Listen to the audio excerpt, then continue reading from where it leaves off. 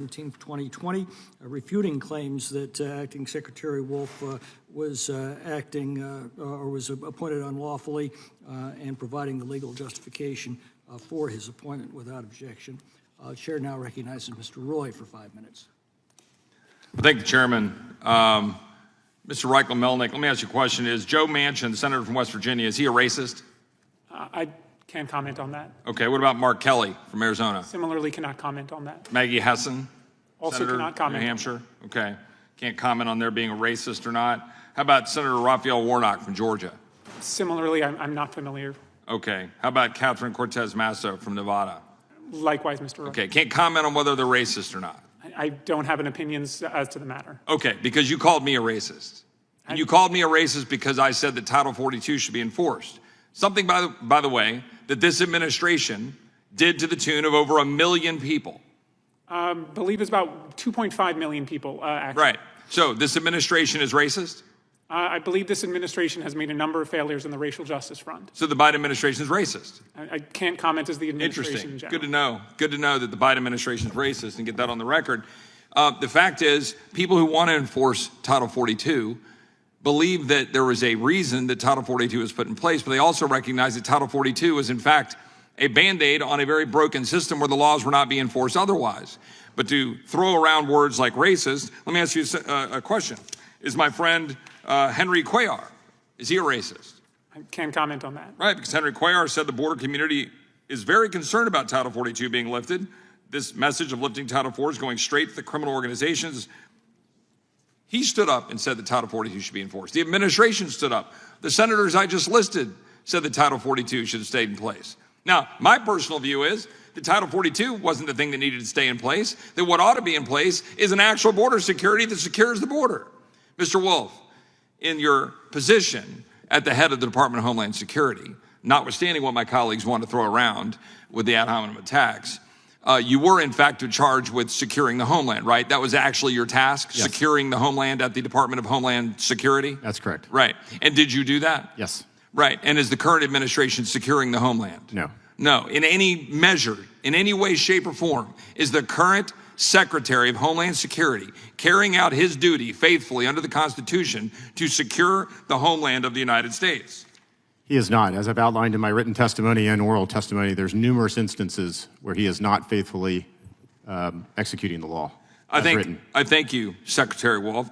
What I would say is, if you go back to April of 2022, in a Judiciary Committee hearing, I read word for word the statutory definition of operational control under the Secure Fence Act.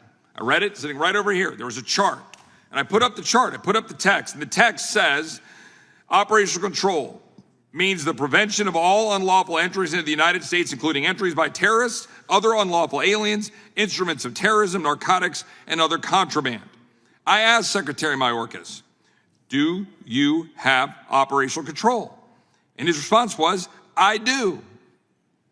And Congressman, I think the Secretary of Homeland Security would have said the same thing in 2020 and 2019. In March of 2023, however, in a Senate hearing, Secretary Mayorkas said, quote, with respect to the definition of operational control, I do not use the definition that appears in the Secure Fence Act. And the Secure Fence Act provides statutorily that operational control is defined as preventing all unlawful entries in the United States. By that definition, no administration has ever had operational control.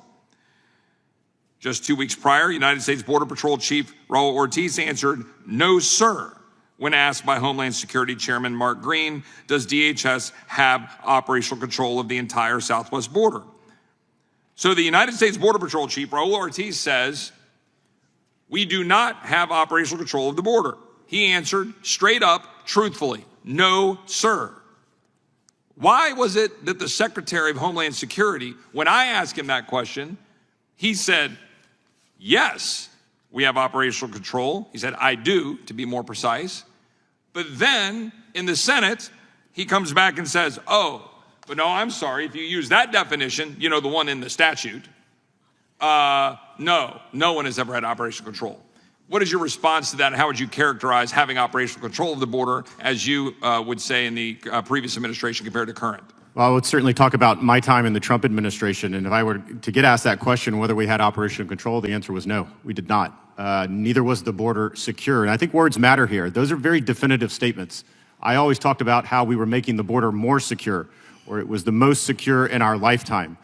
But to say that you have complete operational control, to say that the border is closed, to say that it is secure, you're hiding the ball from the American people. You're not being transparent.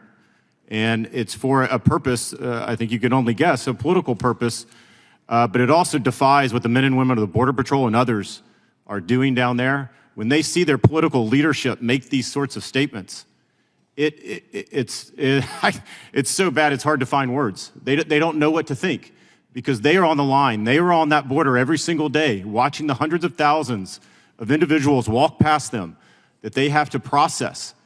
And they see that someone is saying that this border is secure, or you see the 200 known or suspected terrorists that have come across this border in the last 2 years, but somehow that border is closed and secure. I don't understand it. Yeah, kind of like accusing people of whipping migrants at the border. I yield back.